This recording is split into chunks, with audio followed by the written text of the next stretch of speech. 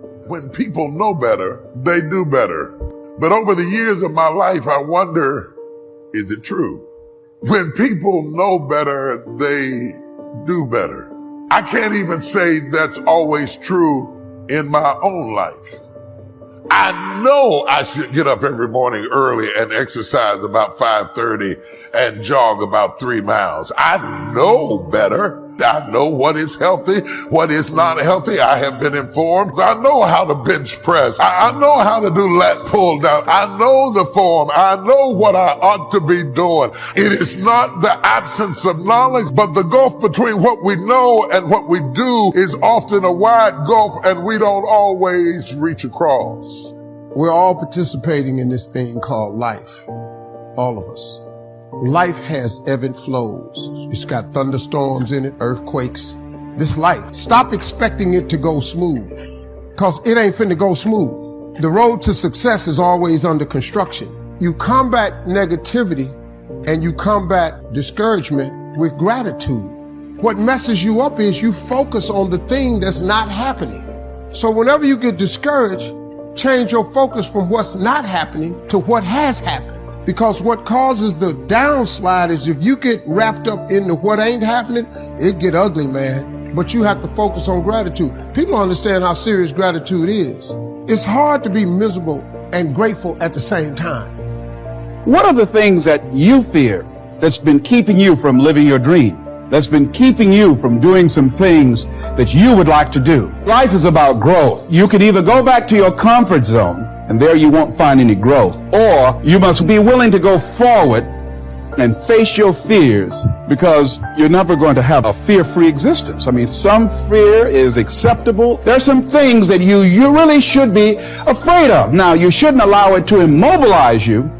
You take it into account and you carry yourself accordingly. It's a difference between having a fear and the fear having you. Being stopped by fear. It's perfectly fine to have some fears.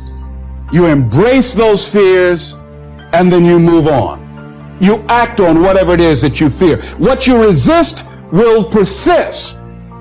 It's good to pray. It's good to ask for God's help. But at some point, we all have to do like Peter. Say, God, I've honored you. I've prayed, I've believed, I've done my best. Now, God, I'm going to rest. I'm not going to worry about the medical report. Not going to live stressed out over the situation at work. Not going to be upset because I don't see anything happening. God, I trust you.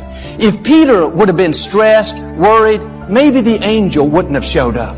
Maybe he wouldn't have been freed. But when God saw him resting, God said, all right, let me go to work. I wonder if you would see situations turn around if you'd simply come back to a place of peace. Worry doesn't make anything better. Being frustrated doesn't get God's attention. Begging God, reminding Him what's wrong, that only makes us depressed. Take the problem off the throne and put God back up on the throne. If you're talking more about your problem than you are about God, you have the wrong thing on the throne. I saw a saying the other day. It said, "Dear problem, my God is so much bigger than you." But even in prayer, instead of praying in faith, sometimes we complain about what we don't like. God, these people at work, they get on my nerves. You better do something. God, my back's been hurting for 6 years.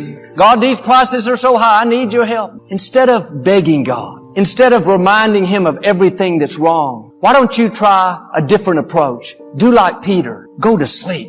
Enter into His rest. Sometimes when I pray, I say, God, you already know what I need. You already know what I want. You know all about me. So Lord, I just want to tell you that I love you, I trust you, and I thank you for getting me to where I'm supposed to be. Not begging God, but praying from a place of rest. Talking to Him from a place of peace. Our actions speak louder than our words. When you can sleep soundly, like Peter, in a time of great need, you're showing God that you trust Him. You're saying, God, I know you're bigger than this problem. You said you would never sleep, so I'm going to go to sleep. Even though things aren't perfect in my life, I'm going to relax, knowing that you're on the throne and you are fighting my battle. It's a very freeing way to live. My message to you today is very simple. Go to sleep. Enter into His rest. Quit worrying about everything. Quit trying to figure it out. Turn it over to God. I see 6 people already asleep. Jesus said, I'm sending you out as sheep among wolves. Sheep are very calm, peaceful animals. They don't get upset. I've never seen a sheep having a nervous breakdown. Never seen one pacing the fields, stressed out, uptight. They're always at ease. Last summer, Victoria and I went to Colorado and we were riding four-wheelers up in the mountains. We came around a corner. There were about 300 sheep in our path. We couldn't get by. I thought the equipment would scare them off, but they didn't move. I put my four-wheeler in neutral and I revved the engine real loud 2 or 3 times, and those sheep just looked at me like, why are you making all that racket? No more affected them. What's interesting is sheep are basically defenseless animals. They can't run fast. They don't have sharp teeth. They can't really kick. They rely on the shepherd to take care of them. The shepherd keeps them from danger. The shepherd protects them from wild animals. The shepherd tells them where to go. They don't worry. They know as long as they're with the shepherd, everything will be fine.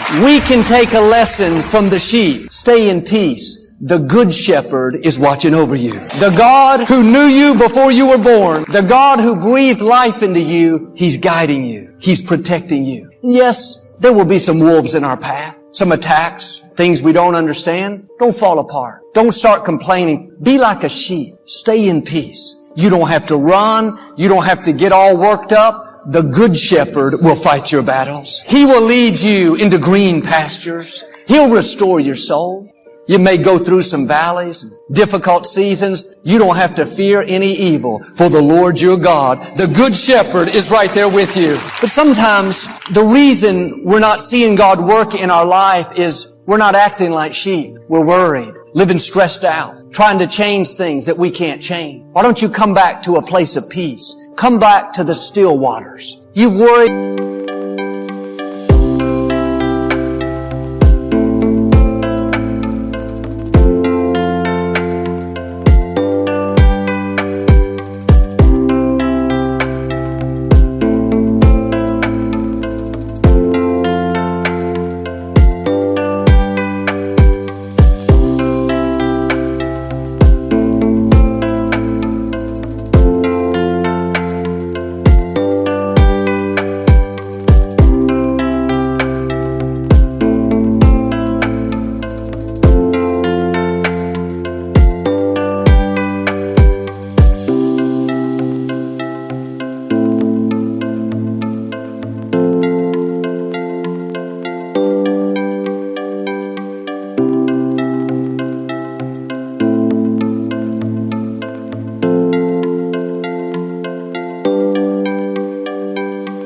About that problem long enough, let your mind take a break. Some people never let their mind rest. They go on vacation for their body, but their mind is still worrying. They worry on the beach just like they worry at home. That doesn't help us to move 1 inch forward. In the scripture, when God told Ananias to go pray for Saul, Ananias didn't want to go. Saul was having believers arrested and put in prison. He was the greatest enemy of the church. But on the road to Damascus, when that light shined down bright, he became blind. A voice boomed out and said, Saul, why do you persecute me? He said, who are you? The voice said, I am Jesus.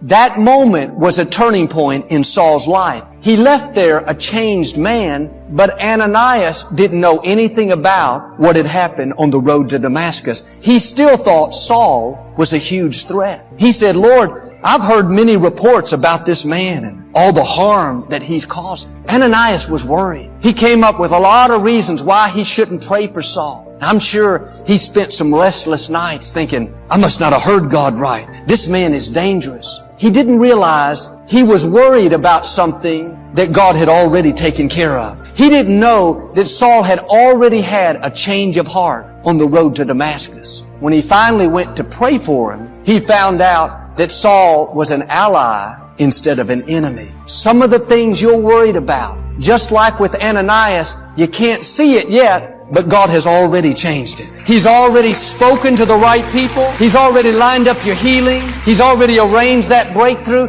It's just a matter of time before you walk into it. No use losing sleep over that child that's off course anymore. No use being frustrated over that negative medical report, over that situation at work. The threat has already been canceled. The solution is already en route. Stay in peace, and like Ananias,